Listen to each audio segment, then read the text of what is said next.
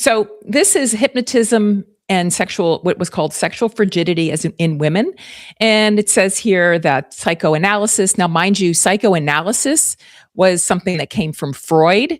And it says here that it had advanced so many speculative hypotheses to account for frigidity in women that almost any etiology of a neurosis can be fitted to meet that concept. So let's just go where I've already highlighted. Yeah, and here he goes mentioning Freud, right? I mean, one of these days I'm going to do a show about Freud and how much damage he did to women.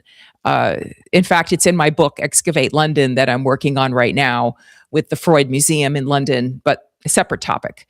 Okay, so let's just see. Hypnotism, here you can see, can help the sexually again, excuse the terminology that they were using. The way they spoke about women, I find really irks me. Orgasms never experienced before can be artificially produced. Artificially. Now that's an interesting word, that orgasm can be artificially induced. What they meant by that, let me just tell you what they meant by artificially induced. They meant that an orgasm by a woman could be experienced without genital stimulation. Let me repeat that. What they meant in 1951 by a woman who they said could experience orgasm artificially was that she could experience orgasm without genital stimulation. And there is an entire body of work, research on women who can experience orgasm from non-genital stimulation. That's what it's called today, non-genitally stimulated orgasm.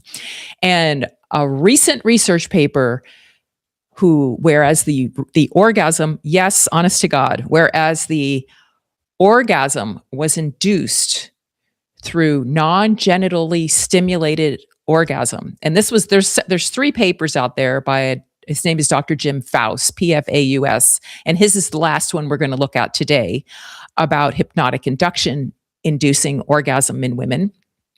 But he's done 2 other papers about non-genitally stimulated orgasm. And in one of those papers, he mentioned that this may be the learning pathway for women who have orgasm difficulty. So you might say, why or how could that possibly be that first of all, that a woman can experience non-genitally stimulated orgasm, and secondly, that these non-genitally stimulated orgasms can actually help a woman learn to orgasm?